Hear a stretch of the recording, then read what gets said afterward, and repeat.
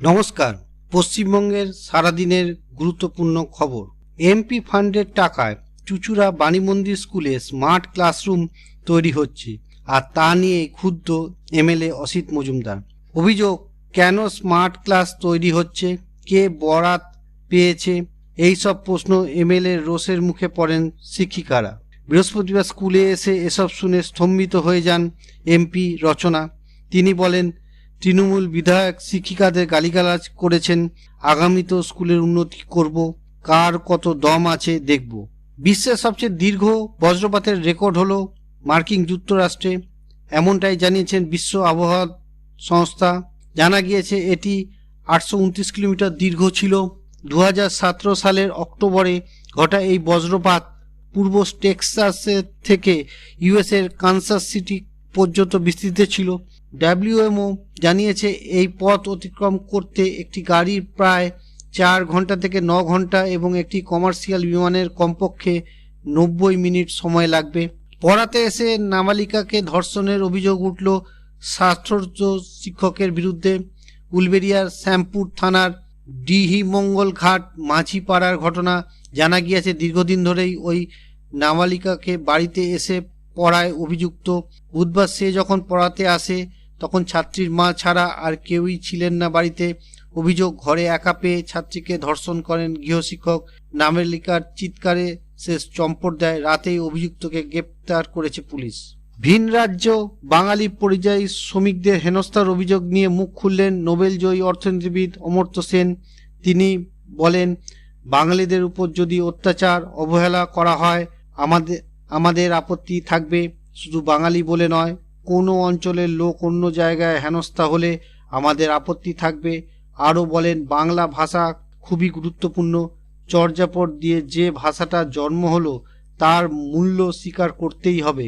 কোনো ভোটারের নাম যেন বাদ না যায়, বোলপুরের সভা থেকে বিএলওদের উদ্দেশ্যে বলেছিলেন মুখ্যমন্ত্রী। বৃহস্পতিবার ফের সে কথায় ডিএমদের আরও একবার মনে করালেন তিনি।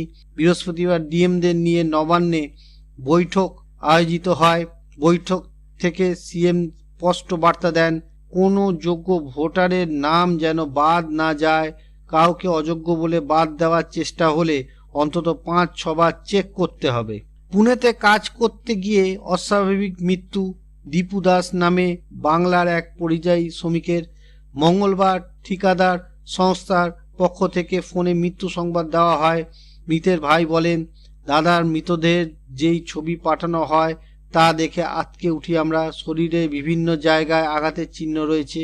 এ নিয়ে তৃণমূল বিধায়ক খগেশ্বর রায় বলেন, নিছক দুর্ঘটনা নাকি বাঙালি বলেই পিটিয়ে খুন, সঠিক তদন্ত চাই। ভিন রাজ্যে পরিযায়ী শ্রমিকদের হেনস্থার অভিযোগে তোলপাড় বাংলা। এই পরিস্থিতিতে দুর্গাপুজোর আগে তাদের পাশে দাঁড়ালেন সিএম। আজ নেতাজি ইন্ডোর থেকে তিনি পুজো উত্তরদাতাদের প্রতি আর্জি জানান, ওদেরও পুজোর নতুন জামাকাপড় দেবেন। প্রসঙ্গত, ফিরে আসা শ্রমিকদের পরিবারের দায়িত্ব নেওয়ার আশ্বাস দিয়েছেন রাজ্য সরকার। জব কার্ড, কর্মশ্রী প্রকল্পে কাজ, স্বাস্থ্যসাথী কার্ড করে দেওয়ার আশ্বাস দিয়েছেন সিএম। এবিভিপি ছাত্র অধিকার মহামিছিলে ঘিরে কোচবিহারে তুমুল উত্তেজনা। বাস ভাঙচুরের অভিযোগ তৃণমূলের বিরুদ্ধে। বাসে করে কর্মসূচিতে যোগদান দিতে এসেছিলেন এবিভিপি সদস্যরা। অভিযোগ, কর্মসূচি সুষ্ঠুভাবে চলাকালীন বেশ কয়েকটি বাসে ভাঙচুর চালানো হয়। এবিভিপির রাজ্য সম্পাদকদের অভিযোগ, তৃণমূলের জেলা সভাপতি হুঁশিয়ারি দিয়েছিলেন, দম থাকলে এবিভিপি যেন আবার কর্মসূচি করে দেখায়। সেই চ্যালেঞ্জের পরিপ্রেক্ষিতে এবার এই হামলার ঘটনা ঘটেছে। 5 অক্টোবর হবে দুর্গাপুজোর কার্নিভাল। নেতাজি ইন্ডোরে বৈঠক করে ঘোষণা করলেন মুখ্যমন্ত্রী মমতা ব্যানার্জি, এবছর 24শে সেপ্টেম্বর থেকে পুজো শুরু। 2 অক্টোবরে বিজয়া দশমী। 2, 3 ও 4 তারিখে প্রতিমা বিসর্জনের দিন ঘোষণা করেছেন মুখ্যমন্ত্রী। সুরক্ষা নিয়ে তিনি বলেন, মণ্ডপে দমকলের বড় গাড়ি ঢুকতে অসুবিধা থাকলে মোবাইল বাইক রেডি রাখতে হবে। মহিলাদের নিরাপত্তা যেন বাড়তি নজর থাকে পুলিশের। একটি টেস্টের সিরিজে ভারতীয় অধিনায়ক হিসেবে সর্বাধিক রান করার রেকর্ড গড়লেন টিম ইন্ডিয়ার অধিনায়ক শুভমান গিল। ওভাল টেস্টের প্রথম দিন লাঞ্চের আগে 15-23 বলে রান করে অপরাজিত রয়েছেন শুভমান। এ নিয়ে চলতি 5 ম্যাচের সিরিজে গিলের রানের সংখ্যা 737-এ পৌঁছেছে। এর আগে এই রেকর্ডটি ছিল সুনীল গাভাস্কারের দখলে, যিনি 1978 সালে ওয়েস্ট ইন্ডিজের বিপক্ষে 732 রান করেছিলেন। দত্তপুকুরে উলা কালসারা কাদরিয়া হাই মাদ্রাসার সামনে হেঁটে বেড়াচ্ছে 3টি রয়্যাল বেঙ্গল টাইগার, যা ভিডিওতে দেখে আতঙ্কে পড়ুয়ারা। সোশ্যাল মিডিয়ায় ভিডিওটি ভাইরাল হতেই সামনে এলো আসল তথ্য।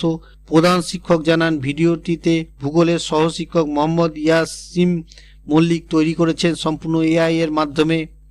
এ নিয়ে সেই শিক্ষক বলেন, প্রযুক্তি শিক্ষা বিলোতে গিয়েই আতঙ্ক ছড়িয়েছে, সে কারণে আমি ক্ষমা প্রার্থী। নেতাজি ইন্ডোরে পুজো প্রস্তুতি বৈঠক করলেন মুখ্যমন্ত্রী। বৈঠক থেকে পুজো সারাক্ষণ মেট্রো চলাচলের কথা বললেন তিনি। এনে মুখ্য সচিব মেট্রোর সঙ্গে কথা বলারও নির্দেশ দিয়েছেন সিএম। তবে শুধু মেট্রো নয়, জেলার লাইফ লাইন লোকাল ট্রেনও যাতে বেশি চলে সেই দিকটিও দেখতে বলেছেন মুখ্যমন্ত্রী। পাশাপাশি রাজ্য সরকারের অধীনে থাকা পরিবহন দপ্তরকেও পরিবহনের দিকে বাড়তি নজর দিতে নির্দেশ দিয়েছেন মমতা ব্যানার্জি। কর্ণাটকে এক মহিলার শরীরে মিলল বিরল রক্তের গ্রুপ, যা আগে কখনো কোনো মানুষের শরীরে মেলেনি। এই গ্রুপের নাম CRIB। ABO এবং RH এর মতন প্রচলিত মেজর সিস্টেমের বাইরে নতুন শনাক্ত হওয়া রক্তের গ্রুপ এটি। একটি উচ্চ প্রভাবশালী অ্যান্টিজেন বেশিরভাগ মানুষের শরীরে থাকলেও CRIB গ্রুপে অনুপস্থিত সেটি।